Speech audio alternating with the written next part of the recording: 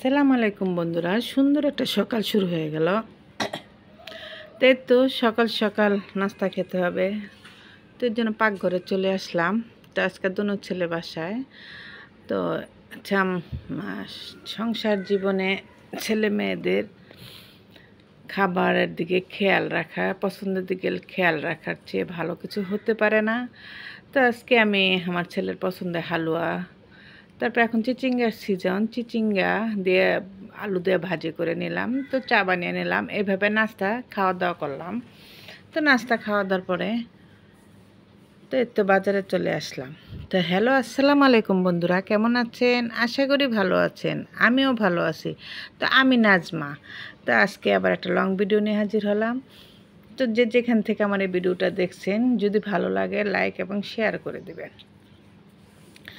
তো নাস্তা খাওয়ার পরে একটু বাজারে চলে গিয়েছিলাম, আমার ছোট ছেলের সাথে গিয়েছিল। তো বাজার থেকে চলে আসলাম।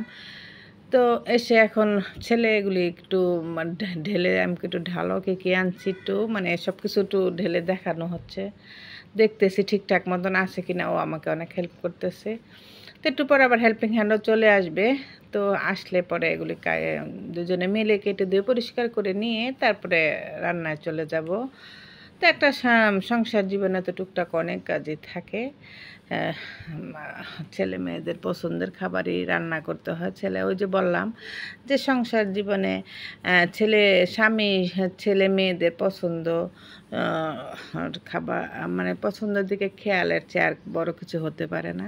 তো প্রত্যেকটা স্বামী, প্রত্যেকটা মা বা স্ত্রীরই দায়িত্ব এটা, আমি মনে করি।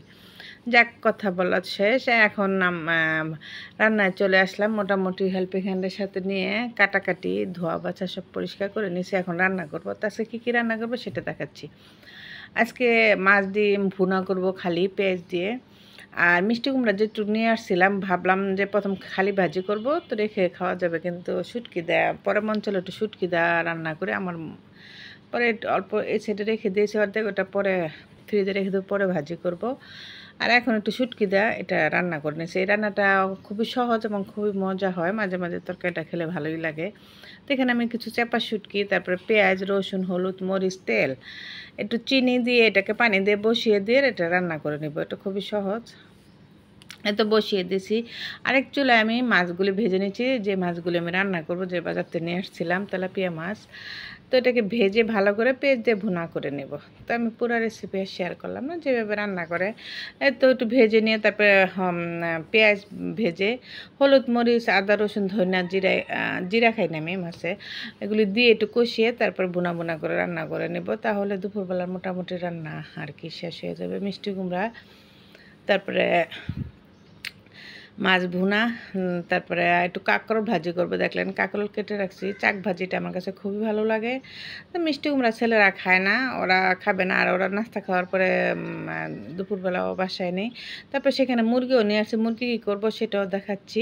তো এখানে আমি এখন একটু কাঁকরোল ভাজি করে নিচ্ছি। কাঁকরোলটা ভাজি হয়ে গেলে তারপরে ভাত, ফাঁকে ভাতও রান্না করে নেব। তাহলে এই টুকটাক রান্না করা শেষ হয়ে দুপুরের শর্টকা একদম সিম্পল খাওয়া দাওয়া, সেটা রান্না শেষ হয়ে যাবে আর কি।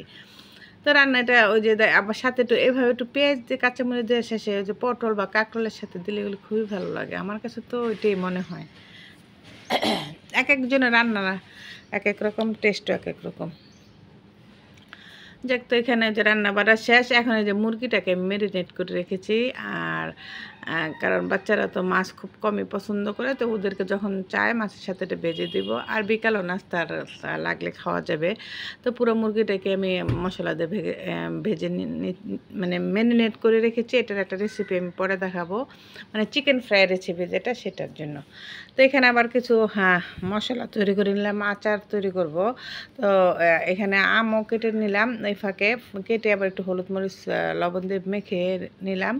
হেল্পিং হ্যান্ড থাকতে থাকতে আমি কাজগুলি সব গুছিয়ে নিতেছি, কারণ উনি গেলে আবার পাকঘর নোংরা হলে আমাকে পরিষ্কার করতে হবে। যাক, আর দুপুরে রান্না শেষ, খাওয়া নামাজ পড়া খাওয়া দাওয়া সবই শেষ। এটা একদম সন্ধ্যার পরে চলে আসলাম পাকঘরে। তো সন্ধ্যার আগে থেকে প্রসেসিং শুরু রুটি বানানোর জন্য। তো এই নাস্তাটা আমরা সন্ধ্যার পরে খেয়েছিলাম, খুবই মজা হয়েছিল। এটা একটা বন, আর হলো ওই যে মুরগি রেখেছি সেটা।